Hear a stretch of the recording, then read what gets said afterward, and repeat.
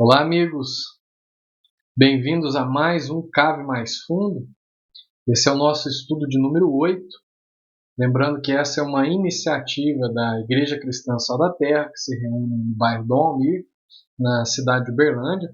A nossa intenção é criar aí, uma ferramenta que te ajude, te auxilie na sua leitura e interpretação bíblica, tá? Seus estudos bíblicos, para que você possa crescer como filho de Deus, compreendendo bem a Escritura, compreendendo bem a vontade de Deus, quem Deus é, revelado por meio dessa Escritura. Nós estamos estudando Lucas e no nosso estudo hoje de número 8, nós vamos ver aí o capítulo 4, que vai dos versos 1 até o 44. Então, como sempre, nós começamos lendo. Nós leremos os versos 1 e 2, que diz assim: Jesus, cheio do Espírito Santo, voltou do Jordão e foi levado pelo Espírito ao deserto, onde durante 40 dias foi tentado pelo diabo. Não comeu nada durante esses dias e ao fim deles teve fome.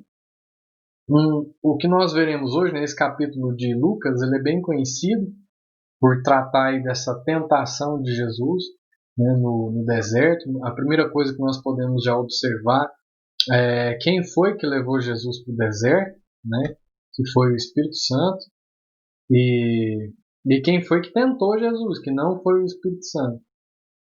A gente começa vendo aí essa ênfase de Lucas. Tá? Lucas enfatiza a humanidade de Jesus em seu relato, pois somente o homem pode ser tentado.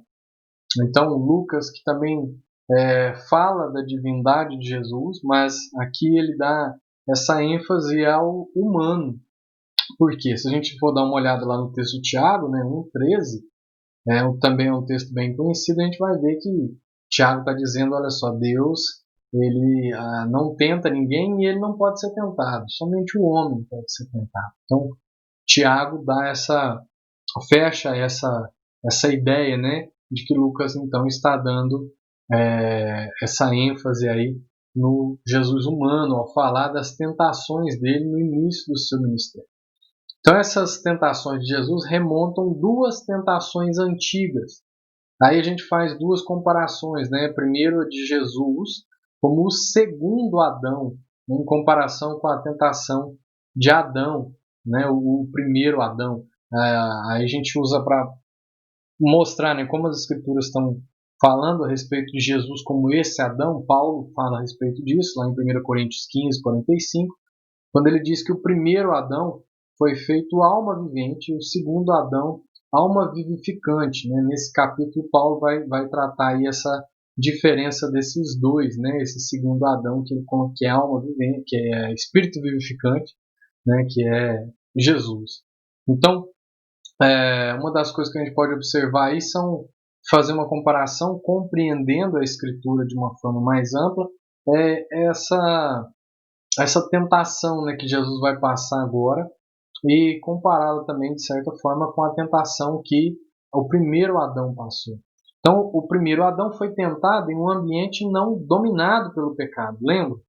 Anterior aos efeitos da queda, então foi antes. Adão tinha tudo favorável: alimento, clima e a shalom. Shalom que significa a paz de Deus, mas não é uma paz abstrata, mas é uma paz com Deus, uma paz com toda a criação de Deus. Então existia uma paz plena antes do pecado, no ambiente em que Adão foi tentado. Esse alma vivente, foi tentado. Jesus tinha um ambiente totalmente desfavorável, totalmente contrário a esse ambiente de Adão. Ele tinha fome, ele tinha o clima do deserto, um ambiente contaminado pelo pecado. Então, Jesus, como homem, enfrentou um ambiente totalmente contrário, diferente daquilo que o outro Adão, alma vivente, experimentou, E aí ele enfrenta, isso nós vamos ver lá na frente, não vai entrar em detalhes, não. A segunda tentação é a comparação de Jesus com Israel. Israel também foi tentado no deserto, Israel foi tirado do Egito, e aí passou aquele tempo todo no deserto, passou por várias tentações e ficou pelo meio do caminho. Israel, ao longo da história, assim, não suporta, não prevalece as várias tentações que eles passam, né? E aí nós vemos então a forma com que a Escritura também coloca isso, né? Esse Jesus agora no lugar ele é essa videira verdadeira. Então, Jesus vem para cumprir a missão de Deus que Israel prefigurava. Então, Israel tinha uma missão que prefigurava essa missão que o Cristo viria cumprir. E falhou nessa missão, né? Então, como videira, por exemplo, ele diz: eu sou a videira verdadeira. Então, ele vem ocupando esse lugar que Israel prefigurava. Em comparação de Jesus com Israel, nós vemos sua tentação no deserto, onde ele falhou. Não só do deserto, né? Eu coloquei do deserto, mas ao longo de toda a história nós vemos isso. Bom, a tentação de Jesus fazia parte do plano de Deus. Não foi Deus quem tentou, foi o Espírito quem o conduziu. Tá? Mas ele foi conduzido para ser tentado pelo diabo nesse ambiente inóspito, nesse ambiente difícil de se viver, onde nada se produz. Né? Então, Lucas, assim como Paulo, são teólogos do Espírito Santo. Então, ambos enfatizam a presença e o trabalho do Espírito, né, do Espírito Santo. Assim, não é que os outros não trabalhem, mas Lucas e Paulo, e Lucas por ter andado com Paulo, provavelmente por essa influência, né, também trata mais especificamente dessa ação do Espírito. Nosso foco agora é em Lucas, na sua primeira carta, né, que é essa que a gente está lendo, ele o apresenta majoritariamente envolvido nos caminhos de Jesus. É um evangelho, ele está tratando a respeito da vida de Jesus, mas na sua segunda carta, nos caminhos da igreja. Se a gente for ler Atos dos Apóstolos, né, que também foi escrito por Lucas, a gente vai observar que alguns até dizem que melhor seria se tivesse dado o título de Atos do Espírito Santo, porque é o Espírito quem vai movendo a igreja debaixo, né, da voz de Jesus, da ordenança de Jesus, que diz: olha, fiquem em Jerusalém até que venha o Espírito. E depois que vem o Espírito, a igreja expande, né, vai para vários lugares, depois até que Paulo é alcançado e ele leva isso até os confins da terra. Aqui nós vemos que Jesus tanto estava cheio do Espírito, como foi guiado por ele. Então, como se fosse tomado pela mão e conduzido ao sofrimento carnal, na provação e a preparação ministerial. Então, é como se o Espírito, Jesus estava cheio do Espírito, como um homem, e ele é como se o Espírito o conduzindo, é como se ele tomasse pela mão e fosse levado até e entregue ao diabo. Agora ele vai ser tentado, né? Nós vamos ver aí do verso 3 a 8, diz assim: o diabo lhe disse. Então agora nós estamos tratando já da tentação em si, né? Se você é o Filho de Deus, mande a esta pedra que se transforme em pão. Jesus respondeu: está escrito, nem só de pão viverá o homem. O diabo o levou a um lugar alto e mostrou-lhe num relance todos os reinos do mundo. Ele disse: eu lhe darei toda a autoridade sobre eles e todo o seu esplendor, porque me foram dados e posso dá-los a quem eu quiser. Então, se você me adorar, tudo será seu. Jesus respondeu: está escrito, adore o Senhor, o seu Deus, e só a ele preste culto.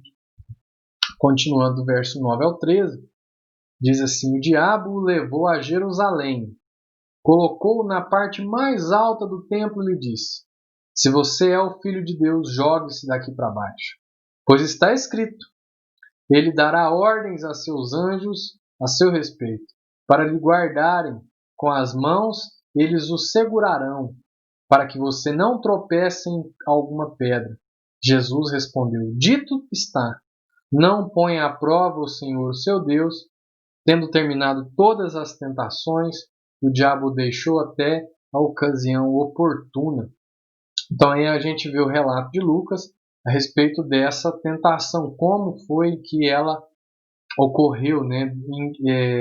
A gente vê aí que são 3 tentações. O comentário da NVI sobre essas 3 tentações, ele vai abordar três aspectos. Né? Eu vou tentar explicar um pouquinho o que são esses aspectos. Já para dar início, né, assim, seriam mais como esse tipo de tentação que Jesus sofreu, apesar de ter sido bem específica em relação ao ministério dele, são tentações que também estavam presentes naquele ambiente em alguns grupos e estão presentes também na nossa vida até os dias de hoje. Então, a primeira é comparada à política dos herodianos, que tentavam manter o povo tranquilo com doações de comida, a famosa política de pão e circo. Né? Então, a forma de tranquilizar o povo, qual a forma de tranquilizar o povo? Ir lá e acalmar eles com o suprimento mínimo. Né? Então, essa era uma política dos herodianos, era o pão. Faz essa pedra virar pão. Os herodianos agiam dessa forma. A segunda, os saduceus estavam dispostos a cooperar com as autoridades romanas para afirmarem a sua própria posição, então proteção e status. Né? Nós já falamos disso lá no começo, por que os saduceus tinham, de certa forma, essa facilidade de negociar lá, de tratar com as autoridades romanas. Né? Eles pensavam o seguinte, olha só, como não criam na ressurreição, né, os benefícios, a bênção de Deus se dava nessa terra, se dava nessa vida. Então, eles poderiam negociar com essas autoridades desde que pudessem ser beneficiados com isso. Né? Então, eles tinham aí essa facilidade para ter proteção, para ter status, ou seja, para ser beneficiado por essa autoridade. Isso também é algo que está muito presente nos nossos dias hoje, tanto a política de pão e circo, né? Isso serve aí de alerta para quem ocupa essa posição, talvez partidária ou da produção, elaboração de políticas, né, de propostas políticas. É preciso ter um cuidado com essa intenção por detrás e nessa relação, muitas vezes até da instituição, né, lideranças e tal, quando lidam principalmente com essas questões políticas, qual é a disposição? Será que às vezes a forma com que eu vejo isso, porque está me beneficiando e pelo benefício, eu acredito que está tudo bem, né? A proteção, o Estado me protege, por causa do status, olha só, tem o reconhecimento pastoral aqui, vem cá, nós estamos te reconhecendo diante da... Será que essas questões que são muito... que alcançam o coração, né? Essas tentações de Jesus eram tentações muito sutis, de certa forma, e como a gente vê aí, né, estão nos dias de hoje, e nós precisamos ter cuidado para não cair nisso, principalmente como instituição. O terceiro, né, que os fariseus fixavam as suas esperanças pelo cumprimento das aspirações nacionalistas em uma intervenção miraculosa do próprio Deus. Então, os fariseus, que eram outro grupo, que estavam sujeitos a um outro tipo de tentação mais parecido com essa terceira, eles tinham uma expectativa, né, colocavam a sua esperança, tinham aspirações nacionalistas, ou seja, relacionadas ao seu povo, que era escravizado por Roma nessa época, e a sua expectativa estava de que o seu povo fosse liberto pelo Messias de forma miraculosa. Tá? Então eles estavam, vamos colocar assim, de certa forma, sujeitos, né, na sua subjetividade, na sua sutileza, a essa terceira tentação das coisas miraculosas, das coisas grandes. Tá? Essa também é outra tentação. Essas tentações, elas que a NVI traz aqui, elas estão muito próximas nos nossos dias, né, trazendo essa representação da época, dos povos, dos grupos da época, com a instituição hoje, né, a forma com que a instituição é tentada hoje e muitas vezes cai nessas tentações. Bom, vamos agora dar uma olhadinha nas três tentações em si. Né? A primeira é, se és o Filho de Deus. Então, o que Satanás está querendo? Ele está tentando Jesus na sua identidade. Ele não tinha dúvidas que Jesus era de fato o Filho de Deus. Tá? Isso não era uma dúvida de Satanás. Mas ele pretendia lançar dúvidas sobre o homem. Lembrando essa ênfase de Lucas também, no homem Jesus, que tinha diante dele. Então, você é de fato o Filho de Deus? A gente tem que observar essa pergunta, né? A ênfase dessa pergunta. Você é de fato o Filho de Deus?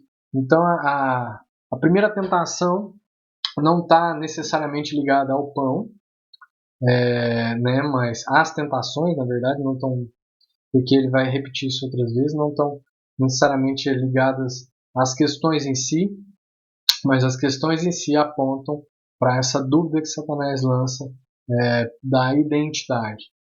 Você é você mesmo, Satanás sabia, né? Ele queria lançar dúvidas sobre o homem que tinha diante dele. Faça essa pedra se transformar em pão.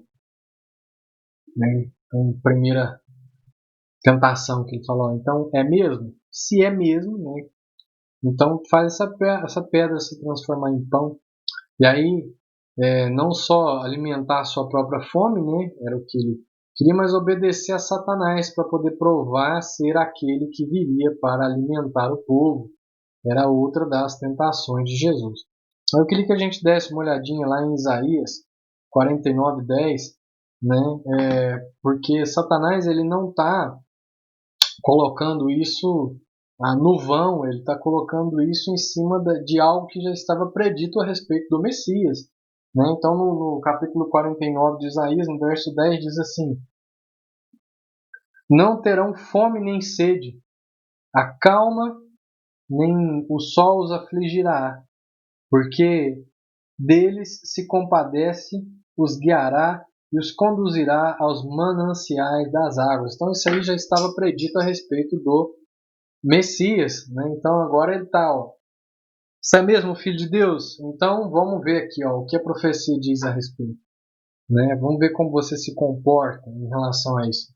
E aí ele queria levar essa obediência, essa prova, essa dúvida, né? E Jesus responde com Deuteronômio 8:3, onde a gente percebe o seguinte, diz assim, vamos ler do 2, né? O 2 e o 3, eu acho talvez até o 4, de Deuteronômio diz assim: recordar-te-ás de todo o caminho pelo qual o Senhor teu Deus te guiou no deserto estes 40 anos, ou seja, está falando de Israel, né? De novo a gente pode observar a comparação até na resposta de Jesus.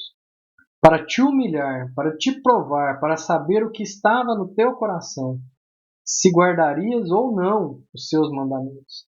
Ele te humilhou e te deixou ter fome e te sustentou com o maná, que tu não conhecias, nem teus pais o conheciam, para te dar a entender que não só de pão viverá o homem, mas de tudo o que procede da boca do Senhor. Então essa resposta que Jesus traz é algo que também já tinha sido dito, né, que deveria, vamos colocar assim, ser a resposta daquele povo quando foi tentado, né, depois daquela experiência que Israel passou no deserto. Te darei porque a mim foi dado. Então, Satanás está dizendo agora, eu posso te dar porque a mim foi dado. Né? Ele está falando a verdade? Tá, ele está falando a verdade. Né? Então, Satanás reconhece seu poder sobre os reinos do mundo. João 14:30, né, traz esse reconhecimento, olha, é dele, o próprio Jesus está dizendo, é dele, tá? É temporariamente dele, mas foi dado, é dele. Ele é o príncipe desse século e oferece a Jesus uma oportunidade de se livrar da cruz. Olha aí o tamanho dessa tentação. Jesus, porém, reconhece o verdadeiro senhorio sobre todas as coisas e quem é o único digno de ser adorado. Né? Deuteronômio 6:13, a gente pode olhar isso lá também. O Senhor teu Deus temerás, a ele servirás e pelo seu nome jurarás. Não seguirás outros deuses, nem dos deuses dos povos que houver à roda de ti. E tal. E aí ele continua.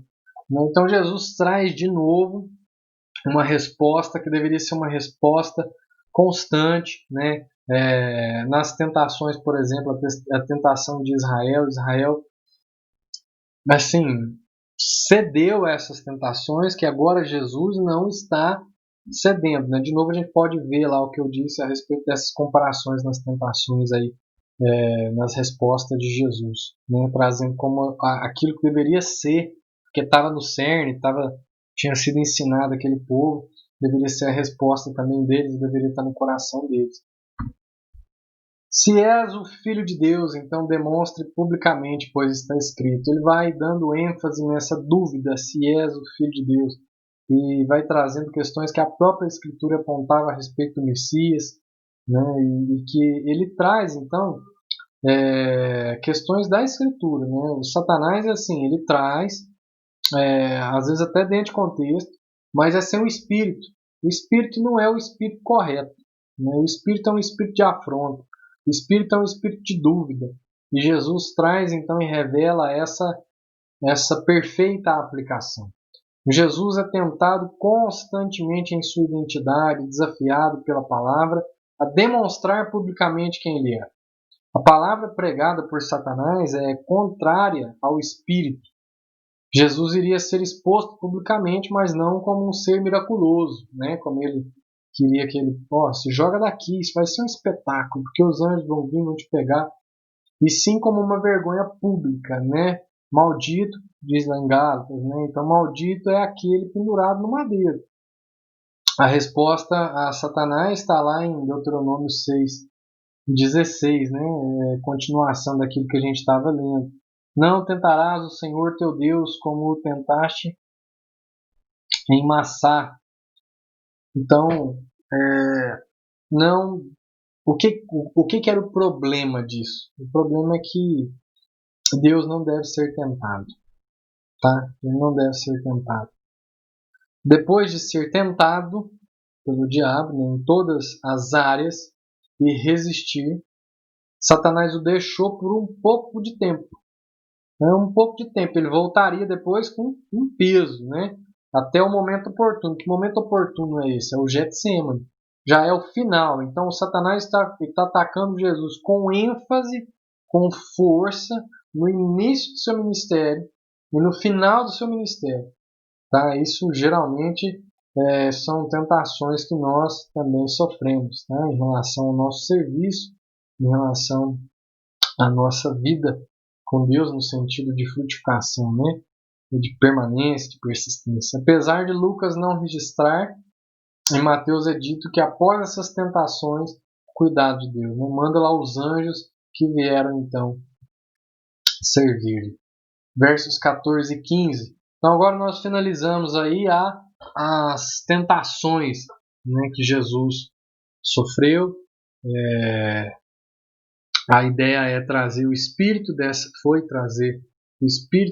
tentações, né, trazer aí um comparativo em relação ao primeiro Adão, segundo Adão, e talvez até com mais clareza a relação de Jesus e Israel, né, que prefigurava esse Messias em relação à sua missão, e como que essas tentações elas estão presentes em nós como indivíduos, como discípulos, e também estão presentes na igreja em seu aspecto institucional, né, de vida institucional, na sua relação com os poderes desse mundo. Então.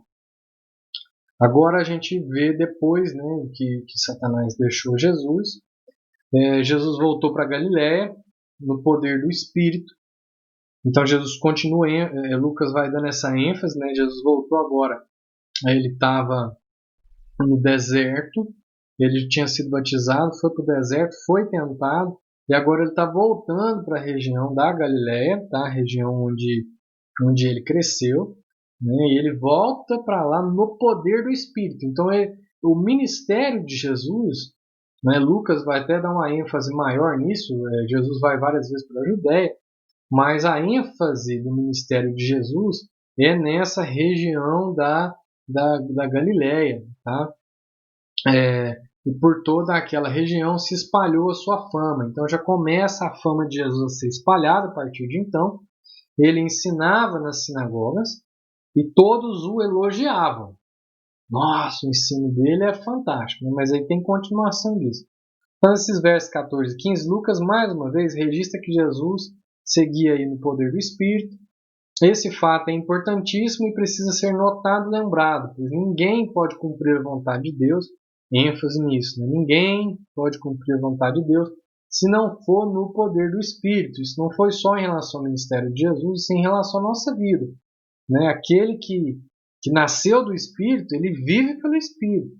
Ele anda no Espírito, ele é guiado pelo Espírito. E é só assim para poder cumprir a vontade de Deus. Do contrário, por mais que os nossos lábios possam confessar, o nosso coração estará distante, porque a nossa vida com Deus não será real, assim, não será em natureza, nem em essência, e na prática uma vida guiada pelo Espírito. Será sujeita às paixões carnais, aos desejos carnais. Jesus vai como um rabino, pois já que era douto nas Escrituras, né, Jesus deixa isso claro, desde os seus 12 anos, como nós vimos aí que Lucas registrou, Jesus já era interessado por essas coisas, já discutia essas coisas. E as pessoas, né, elogiavam porque ele falava com propriedade. E ele já possuía agora a idade suficiente para ensiná-las, né? Ou seja, já chegava nos seus 30 anos, como nós vimos também acho que no estudo passado. A idade com que já se podia fazer isso oficialmente era a partir dos 30. Não se chegava com um texto escolhido, como que dava, né, essas idas nas sinagogas. Então você não chegava lá com um texto escolhido em casa e com esboço sobre o texto, como geralmente a gente faz hoje, né?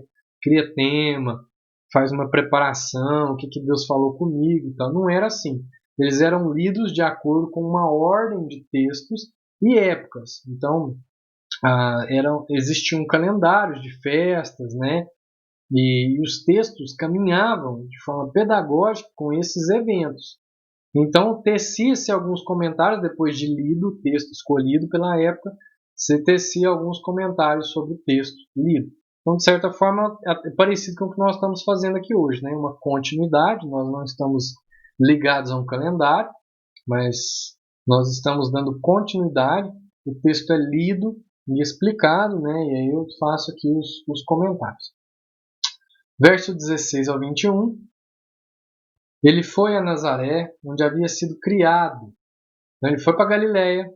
Agora na Galiléia ele vai em Nazaré, onde ele tinha sido criado. Jesus de Nazaré, né? E no dia de sábado entrou na sinagoga, como era de costume, e levantou-se para ler. Foi-lhe entregue o livro do profeta Isaías. Olha só, observe que não há coincidência nisso, viu?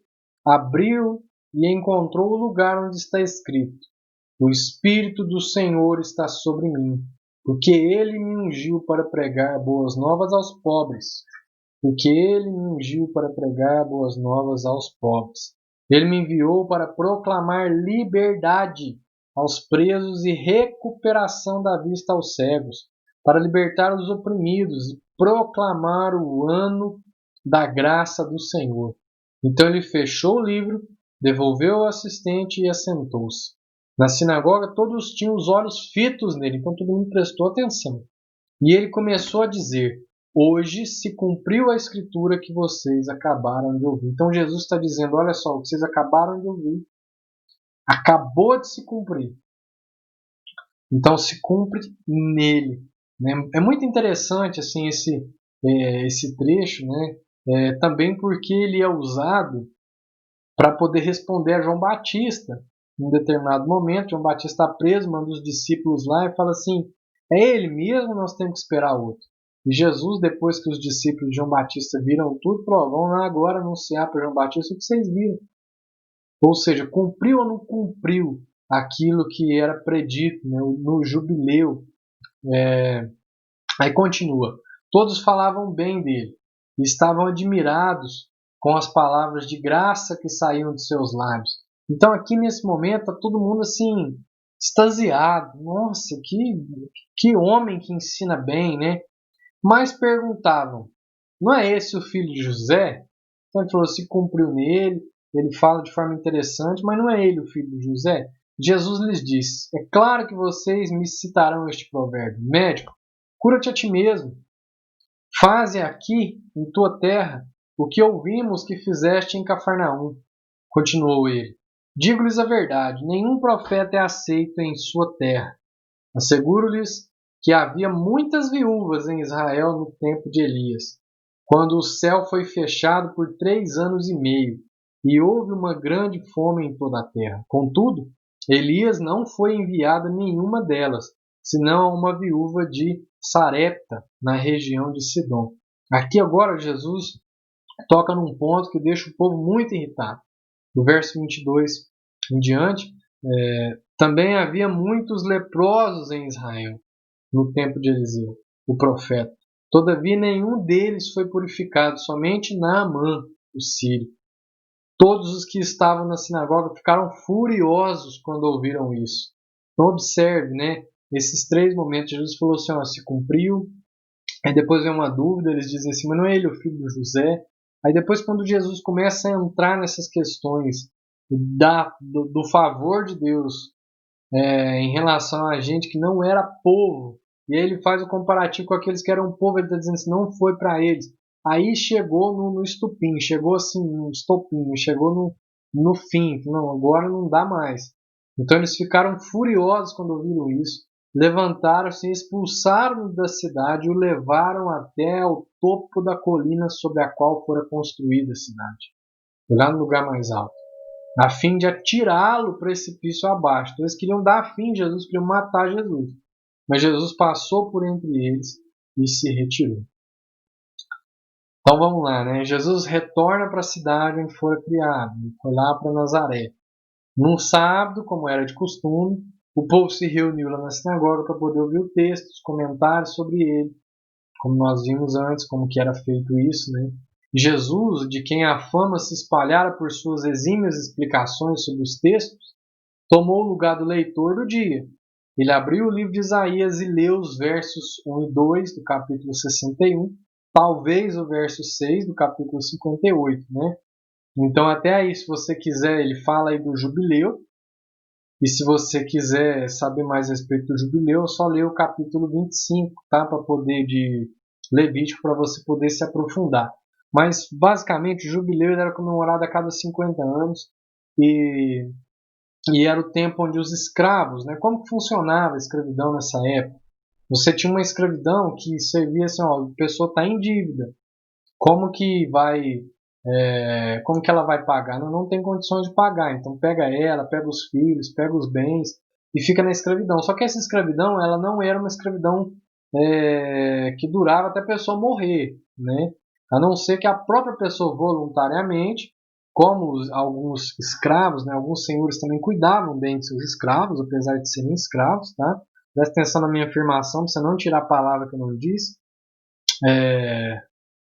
Então, alguns iam lá, furavam a orelha e falavam, vou ficar escravo desse aí. Mas existia esse tempo da libertação. Existia esse tempo da alforria. Existia esse tempo dessa liberdade.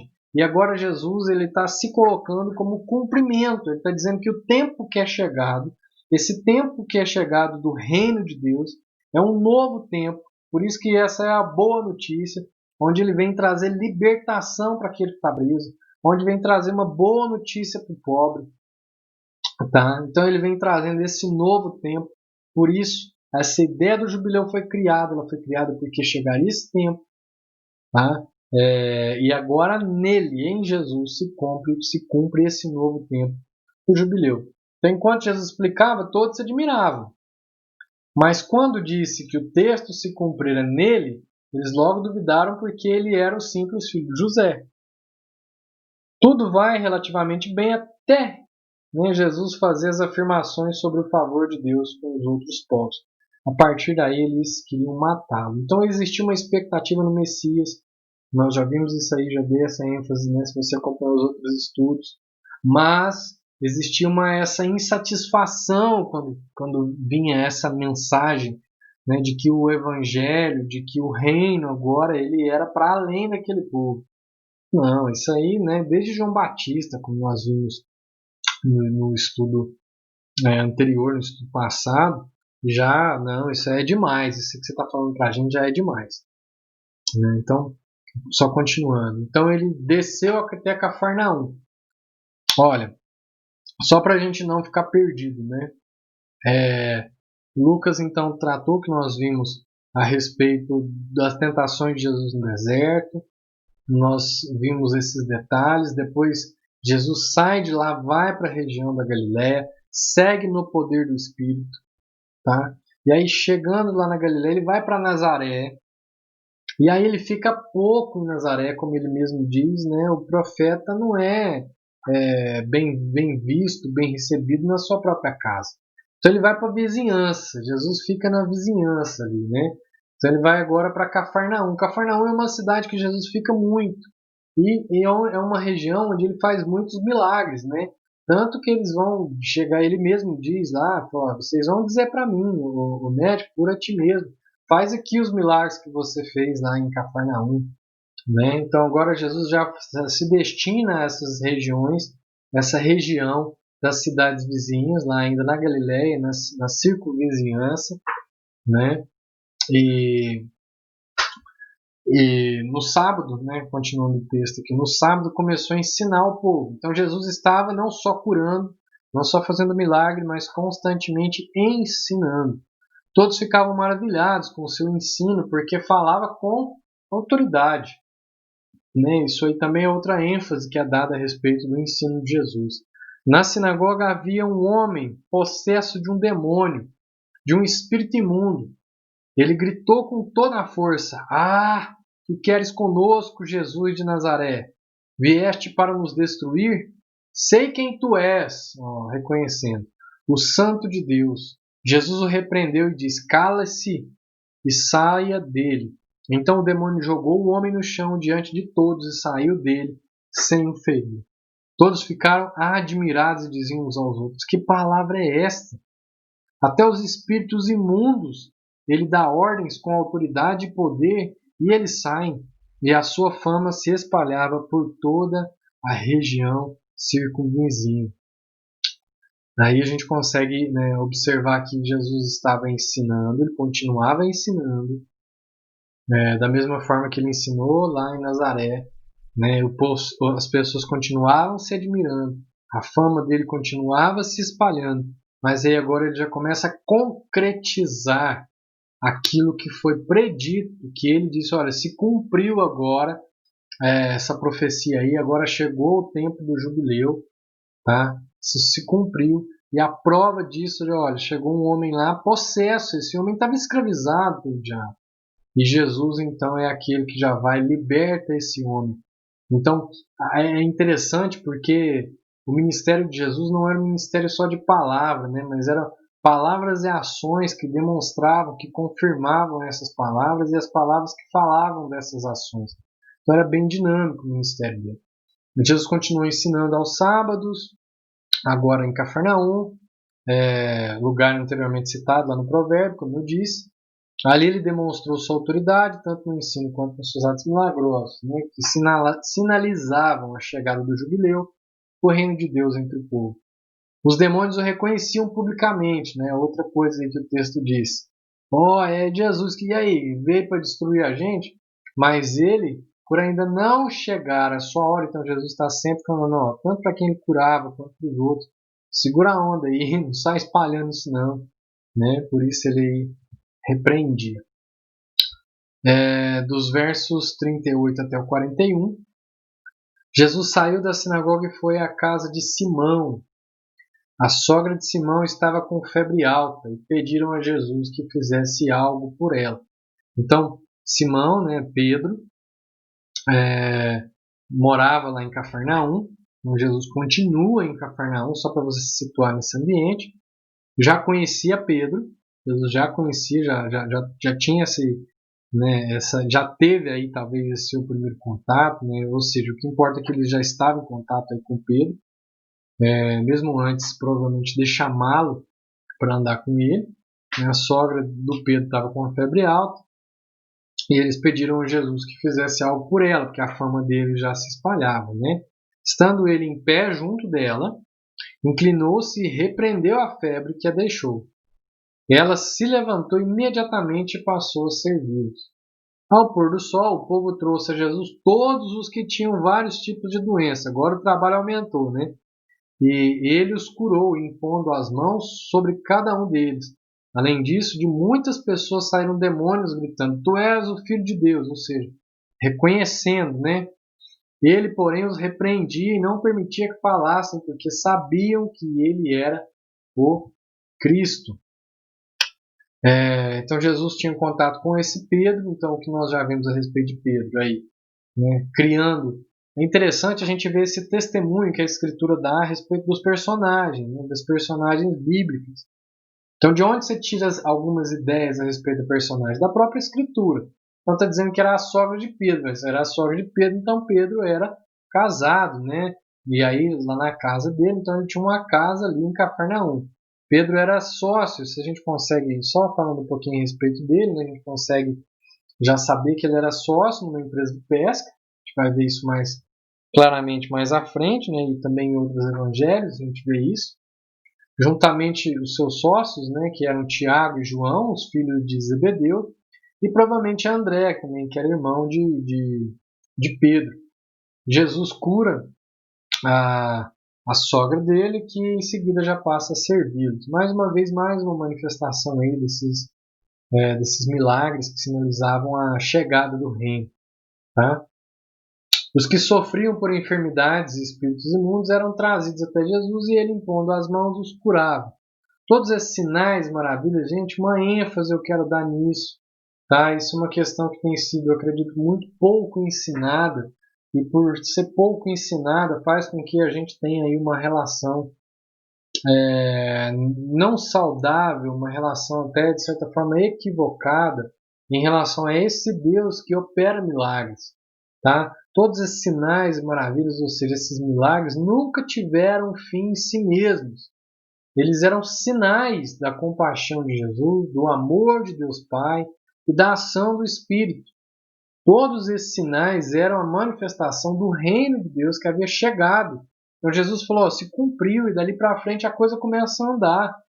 Tá? Então nós precisamos dar ênfase a esse texto e entender que esses milagres que acontecem, eles estão agora endossando isso, eles estão agora selando isso, dizendo isso é verdadeiro, Jesus chegou de fato e iniciou nele de fato esse tempo do jubileu, a chegada do reino, tá? Então eles eram a prova desse verdadeiro jubileu. Versos 42 até o 44. Ao romper do dia, Jesus foi para um lugar solitário. Jesus constantemente fazia isso. Ele estava cercado de gente o tempo todo. Mas muitas vezes ele ia para um lugar solitário a fim de orar, principalmente. Lucas é um que dá uma ênfase nisso em vários momentos. Algumas vezes, né, Jesus ia para esse lugar solitário, mais tranquilo, com os seus mais próximos. Nem sempre dava certo, ele tinha que levava, mas aí o povo ia atrás, ele acabava dando atenção para eles. Jesus chega a mandar os discípulos na frente em determinado momento, ele vai sobre as águas. Então, isso na vida de Jesus é uma questão que a gente pode observar. Por que observar isso é importante? Porque isso também traz uma importância para a nossa prática, né? Já entrando nas questões práticas, na nossa prática devocional, na nossa vida com Deus. Nós precisamos tirar, assim como Jesus tirava, e ir para esse lugar solitário. As multidões o procuravam. Quando chegaram até ele, onde estava, insistiam que não as deixasse. Não, fica aqui, vamos construir umas cabanas aqui, fica aqui com a gente. Mas ele disse, é necessário que eu pregue as boas novas do reino de Deus, noutras cidades também, porque para isso fui enviado. Jesus vai passar por outras cidades, Lucas vai registrar isso, essa caminhada de Jesus, e mais à frente, essa última caminhada dele, né, onde ele vai passando por outras regiões até chegar nessa região da Judéia, onde ficava Jerusalém, para a sua morte. Mas em vários momentos ele vai, Lucas não dá essa ênfase, mas ele vai e a gente consegue perceber onde diz aí no último versículo, né? Continuava pregando nas sinagogas da Judéia. Então ele estava agora na Galiléia, mas ele constantemente ia também para a Judéia. E para a gente poder focar aí, né, antes de já ir para a nossa síntese, relembrar tudo que nós vimos, e para poder entrar nas questões práticas. Olha só, esse anseio, esse desejo de ficar quieto. Não vamos ficar quieto aqui, Jesus, fica com a gente, está quentinho, que está gostoso. Sua palavra é muito boa, sua presença é boa, sabe, assim, isso traz uma paz, isso é bom demais. Mas Jesus é aquele que está em constante movimento a fim de alcançar cada vez mais pessoas com essa mensagem do reino, do reino de Deus que é chegado, né? Então isso é constante na vida de Jesus e depois isso é constante na vida da igreja, na vida dos discípulos. E a igreja é construída em cima disso, ela é constituída em cima desse constante movimento, né? Então o Espírito veio e mandou o povo, espalhou o povo. E quando o povo ainda estava quieto, vinha perseguição que espalhava o povo. E constantemente o povo estava indo, né? E depois na figura de Paulo, né? Lucas vai ser um dos seus discípulos, um dos seus companheiros, aí vai ser influenciado por isso, né? Parece que Paulo tinha um comichão ali, parece que Paulo estava constantemente incomodado, eu tenho que chegar esse evangelho, eu tenho que ir lá ensinar o povo em Roma, eu tenho que ir lá em Éfeso, eu tenho que espalhar isso nos vários lugares, né? Então, essa dinâmica, ela é muito presente, é muito viva tanto na vida de Jesus quanto na vida da igreja, né? Esse anseio de querer tudo quietinho, agora aqui está gostoso demais. Isso de certa forma não é muito saudável, porque a igreja precisa dessa dinâmica, a vida cristã, a vida do discípulo também precisa dessa dinâmica constante, essa preocupação de que o evangelho tem que chegar a mais pessoas precisam ser ensinadas, mais pessoas precisam conhecer da bondade, desse amor de Deus, precisam ser libertas, precisam entrar nesse novo jubileu, nesse verdadeiro jubileu, né? Então, eu queria dar essa ênfase aí também. Bom, em síntese, né, o que nós vimos hoje em Lucas 4, a atuação do Espírito na tentação de Jesus e a comparação das tentações em relação ao primeiro Adão e a Israel.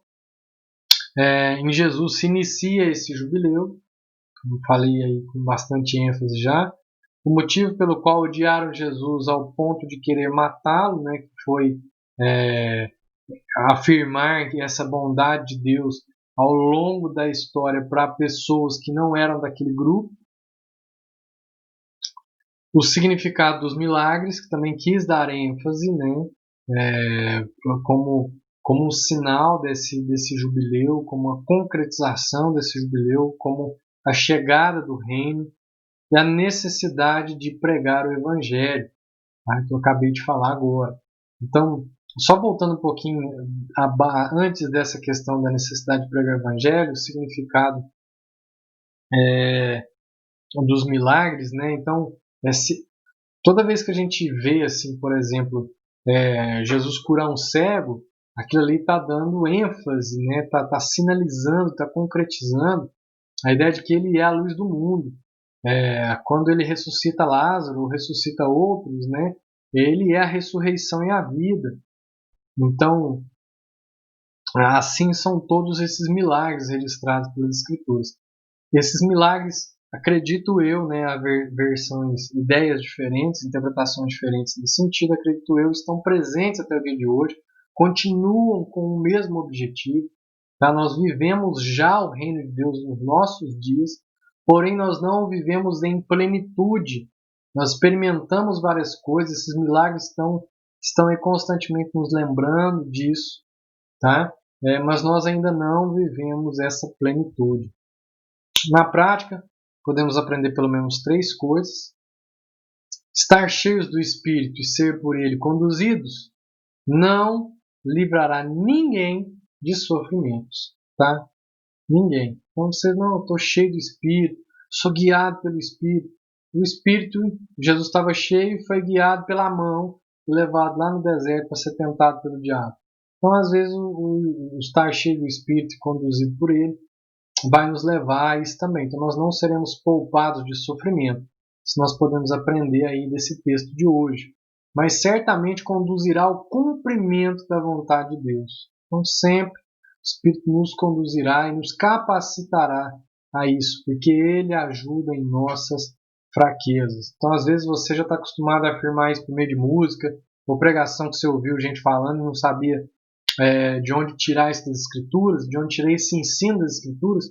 Aí hoje nós já aprendemos, né? De onde nós podemos tirar essa ideia de que o cristão está exposto ao sofrimento, está cheio do Espírito, ser guiado por ele, não nos livrará disso. Dessa passagem de Lucas, né? Nós já podemos aprender isso. Seremos constantemente tentados E a natureza de todas as nossas tentações está relacionada à satisfação de nossos desejos carnais. Não sei se você vai se lembrar, olha só, vai lá e seja um espetáculo, né? Foge da dor, foge da cruz, transforma essa pedra em pão, foge desse sofrimento do deserto, você não é filho de Deus.